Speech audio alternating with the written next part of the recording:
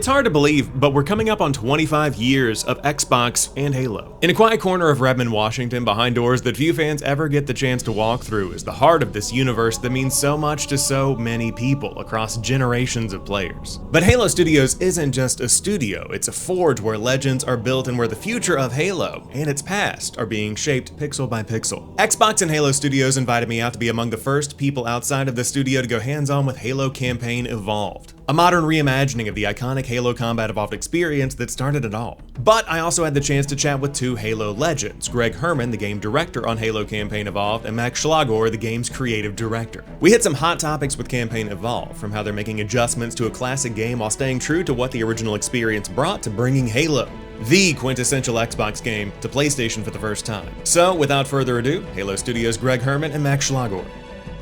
We have Max and we have Greg. Hello. Hello. Thank you for taking the time to chat with me today. Obviously, we have the reveal of Halo Campaign Evolved. That is absolutely monumental for the history of Halo, for the future of Halo.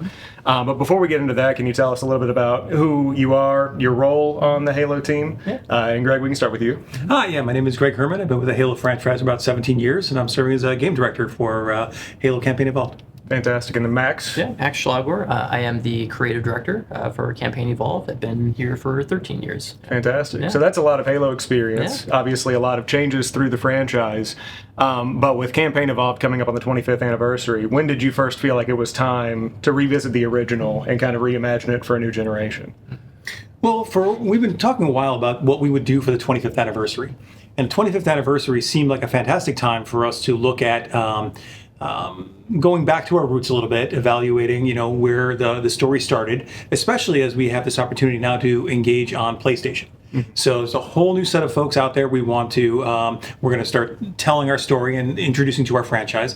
But then on top of that, we also wanted to make sure we had a lot there for returning veterans, returning players who had a lot of experience with our franchise as well. So that's really was the impetus for this, was an opportunity for us to bring all these audiences, both old and new, together, but in an experience that's going to be new to both groups. Anything to add to that? I think Greg covered it, yeah. I mean, that's really it's about that 25th anniversary and what the right experience is there for, an expanded audience of Halo players really celebrating together. Yeah, I mean, I think that's incredible. And then you obviously mentioned the PlayStation element of the news. That's huge for Halo. I was talking to somebody else earlier where Halo and Xbox have always gone hand in hand. What does it mean to finally bring this game to a collection of PlayStation players? Because for me, I feel like that represents a huge potential to tap into a new audience, but I would love to know how you all are thinking about it internally. Well, in part, it's the potential to tap into a new audience, folks who have never experienced Halo before, but there's also some players who have maybe originally started on the Xbox and have moved on to play on PlayStation primarily. And what's great for us about this is it allows us to connect with all the players who play our game, and then not just that, but also allow them to play with each other. And I think one of the broadest cross-play offerings we've ever had is Halo. Yeah, that's huge. Yeah, and it's really an evolution, right? So when we, built Halo Master Chief Collection, right, then it was an expanded PC audience, right, and thinking about how we bring more Halo players into the community through that, and then making sure that we can deliver a great experience, for those folks, while also helping to level up kind of the features, for everybody else. So I think it's just that evolution of how we can keep, bringing more of the Halo community together. Yeah, which is a very important part of the Halo experience. We went through the demo earlier. One of the big changes is now 4-player co-op and 2-player split screen across consoles as well. That's right. And so how did that factor into potential adjustments in the game design, factoring in not only that expanded co-op, but potential level design tweaks and changes along the way? Yeah, I mean, I think as a franchise, we have the benefit of, 25 years of player feedback, evolution, and so over time the franchise grew from those roots of 2 players, to 4 players, and so I think what we can do is, kind of take learnings that we've gotten along the way, evaluate the spaces that are there, the encounters that are there, make sure that they're authentic to what that experience was, while also, accommodating for any sort of difficulty adjustments or space adjustments that might be needed for that, while preserving, kind of the experience for, again, someone that will be playing 1 players, 2 players split, online, all those different configurations. Yeah, and to that end, I think you've been a very big proponent for the 4th Warthog seat. Yeah. I think that was another great opportunity too, because the Warthog is just such a great vehicle to drive, and so I think we've had different vehicles over the years, and just being able to actually have everybody jump on into the one and kind of cruise through the levels, like just, yeah, it was something I was really passionate about. Adding as a way to get around these maps. And yeah, you were calling it the golf cart seat earlier, right? yeah, I mean, I'm sure folks will have their own names for it, but yeah, there's a spot for you in the back of the Warthog that you can basically cover another line of sight, fire out of and everything like that. And so I think it'd be a great experience for folks. And so whenever the first big tease was announced last year, Unreal Engine 5 was the talk of the town. And so one of the big points of discussion that I've seen in the community is you go from the Blam engine in the original game to Slipspace for Halo. Remind me which game Slipspace was introduced in? Infinite. So it was introduced in Infinite.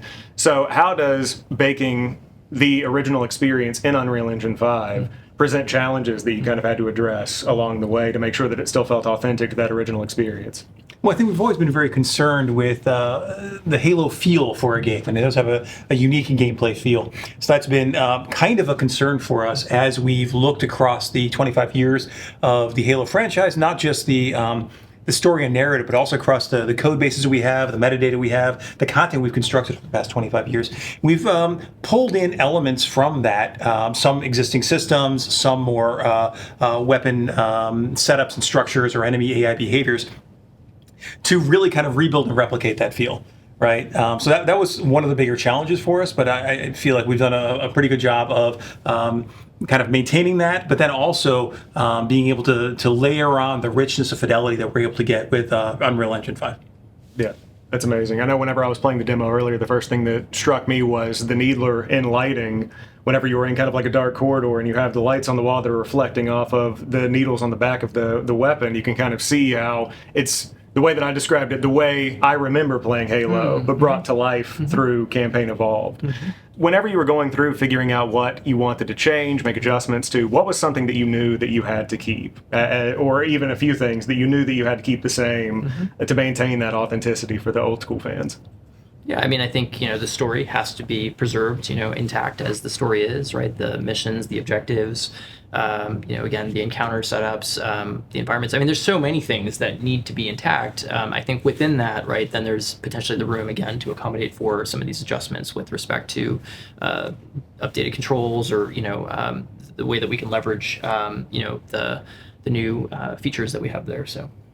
Yeah, and then you were able to leverage and look at some of the original source material, the original storyboards, original design documents from Halo CE to try to make sure that we stayed within that tone for the individual levels. And I think that when we look at what we're able to do now with a wider gamut of lighting, more contrast with ray tracing, I think we're really able to deliver on some of those emotional moments in a much stronger impact than we were able. And I think too, daily we look at the game, and again, we're looking at the game kind of the one we're building alongside the original game, and really having good, thoughtful, creative discussions about how are we preserving that intent, that authenticity, the mood, the feel, all those details. And so it's an ongoing dialogue that we have pretty much every day as we look at the game. And so one of the big design changes that you obviously notice right off the bat is the addition of sprint, and then also ADS or zoom. Whenever you're baking in these modern features, how do you factor in what you want to include to entice that modern audience and make it feel like a true modern game while also staying true to what Halo Combat Evolved was then? Yeah, so I think what it's a combination of things, right? So it's preserving what feels great about the original experience, right? We want the Warthog to still, drive and control and be something that, is really fun to use. And then we also want to look at, when we think about controls, what do you sort of think of as being natural in terms of a modern, Halo experience, right? And so that's where some of the inspiration for things like sprint or the consistent weapon zoom, comes across. That said, we know some folks want to play it the way they originally play it. So like sprint, the zoom, those are features you can disable if you want. Yeah. Oh, that's fantastic. Yeah. One thing I also noticed, I tried, because I played a ton of Halo Infinite, sprint sliding does not work. So like some of the more modern things you might see in a Call of Duty, a Battlefield, even Halo Infinite to some degree have kind of been excluded. So it's got a good balance of the modern and the old school, I would say. Yeah. So did you find when you were able to just kind of pick it up and play, you didn't have to spend a lot of time looking at the controls? Yeah, I actually went into the menus and I poked around on some of the different control schemes to feel what felt right for me. I think I ended up on Green Thumb is the one that I finally landed on. Okay. But I love the options and the fact that you can disable it, even if you go through multiple playthroughs. That creates the modern experience, the old school experience. And with modern playthroughs, also, I know there are new skulls in the game. So can you tell us more about the skull changes and how those have been baked in for the players that, obviously, with a campaign remake like this is for the core people that have been playing it day in and day out, or at least, a few times a year since the beginning. So that's going to add even more replay value. But how has that kind of evolved? Yeah, so I think we've had a rich history of different types of skulls that we've had in the past. So we're bringing forward a number of those from the games, and then we're also layering in entirely new skulls that do new things that we've never done before with skulls. We're not going to get into details on those just yet, but stay tuned. We'll have more to talk about there. But I will just say, again, they're pushing new boundaries in terms of visuals, gameplay for what we've done there. So yeah, that sounds fantastic. Anything to add to that? No, I think Max is absolutely right. We always talk a lot about the most skulls we've ever done. Yeah. But I think it's this wonderful mix right now that I've seen of old favorites and then just kind of exploring new kind of ways to play. So shifting into the future of the franchise, not getting into details, obviously, beyond Campaign Evolved, but whenever cross-platform is introduced, it's kind of like the Pandora's box, right? So once the game comes to PlayStation now, it kind of opens up the future of Halo to be on PlayStation and other platforms that are coming. How do you see cross-platform and potentially cloud, anything that people can play on, factoring into future growth for Halo as a franchise? Well, it's really hard to speak to what the future roadmap looks like, but I can say right now for this product at this time, like we are very excited to be engaging with a larger set of players across these different platforms, and I like to say like we're bringing them into the story, right? We're starting them out at the beginning, and like to make sure they're part of the conversation going forward. And then for the people that have been there since the beginning, I'm very lucky to be here at Halo Studios. It's been fantastic to kind of walk through the museum, see the legacy. For the person that's out there right now that was at GameStop or Babbage's that we've had stories about today, that have been there since day one, that were waiting, camping out for the original Xbox and a copy of Halo, that booted it up on day one, what would you say to them as they boot up next year Halo Campaign Evolved? What's the message you would want to give them if you were handing them a copy of the game and saying, hey, enjoy? How would you kind of present that, or what message would you give? I would say thank you very much for having been with the franchise for that long, and then also as I think we've talked about, our aspiration is that this game can sit alongside the original game, and it can feel like playing Halo again for the first time. So it would be that's our hope, and we'd love to hear from you about whether we're how you feel about that. So yeah, I think we're very excited to see how veteran fans are going to enjoy the game, because we know we did a re-recording for all the dialogue for Principal Cass, and within that are certain subtle tweaks or changes to make sure that the story stays consistent. And I think when veteran fans go in to play these levels, I think they're going to be delightfully surprised by just subtle changes within that are in keeping with the tone and the story for the levels, but really add to the richness of the universe. And so you mentioned re-recorded voice lines from the core cast. The audio has been remastered as well, is that correct? Music has been remastered, and audio has been it's been redesigned in some cases, done to a higher fidelity. In line with the original sound design. Yeah, and so with that also, I know there are 3 new additional campaign missions that weren't in the original Halo Combat Evolved. So can you speak to those and kind of the experience you were hoping for the first-time players or the returning players to have from those? Yeah. So we have 3 new missions that are centered on Master Chief and Sergeant Johnson. They are set before the events of Halo Combat Evolved. Again, we want to preserve the original story, not add additional story details to that original story there. But this does help set up kind of it's based on the kind of relationship they have, the kind of mission they would go on before the events of Combat Evolved. It's going to include new environments, new characters, new enemies, new weapons, and it will feel like it fits into this time period and kind of a mission that would have been set at that time. Yeah, that's incredibly exciting for someone like me that's replayed the campaign multiple times. Fun fact, I didn't think I would ever have the opportunity to tell members of the development team this. I have an annual tradition. Instead of going to like a New Year's Eve party in high school, whenever I didn't have those to go to in college, I would always start replaying Halo Combat Evolved. That was always my New Year thing. Oh, nice. And so to go back, thinking about 2026, to do it again in a slightly different way is going to be incredibly interesting. And one final question I did want to ask, going back to that original voice cast. So Jen and Steve obviously have been with the franchise since the beginning. How did they react when you came back and said, hey, we would love for you to be part of this 25 years later to retell this story for a new audience? Yeah, I mean, I think, excited, right? Like they've evolved with the franchise, right? Like in terms of the performance and the way that they engage with the franchise. So I think it's a great opportunity to be involved. So yeah, I don't know, and from the recordings where we put in the game, like they just sound amazing. Like I'm really excited to have brought them in and then to recapture them. We know that the original audio lines we had did not quite have the fidelity we really wanted for modern audiences and what folks expect these days across their sound systems. So it was really great they were able to kind of work with us and make time to do this. Yeah, that's fantastic. I think that's one thing that makes me more excited because, like you said, it almost feels like a new experience. Right. One final quick hit. Favorite Halo weapon? We'll start with you, off the cuff. Oh gosh, it's so tough. Everybody goes to the BR, but quite honestly, like I know, but my favorite's still probably I like the plasma pistol. I like the overcharge. Okay, and you? it's good for CE. I think let's call it shotgun. Yeah. Okay, very solid. yeah. I'm a skewer guy myself. I'm a Halo Infinite skewer guy, but I respect all the choices. Yeah. But thank you both for taking the time to chat. I know you've had a long day with tons of interviews showing off the game, but it really means a lot. I know that I'm very excited to play the game, and I can't think of a better way to celebrate 25 years of Halo. Okay, Thank you very much. Thank you. Yeah. Absolutely.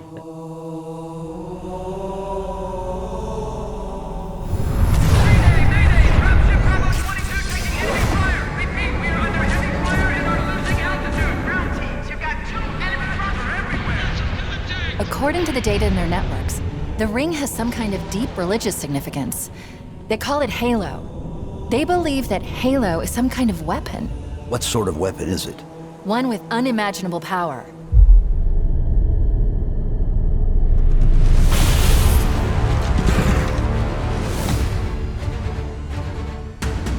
Chief, you gotta find the cartographer. We'll keep him busy as long as we can.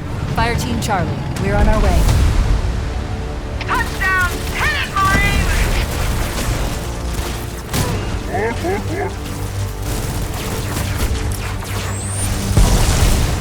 Somebody order a warthog.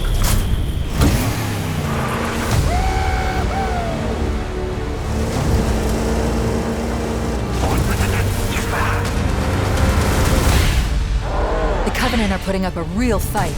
The cartographer must be here. Lock and load, rock and roll!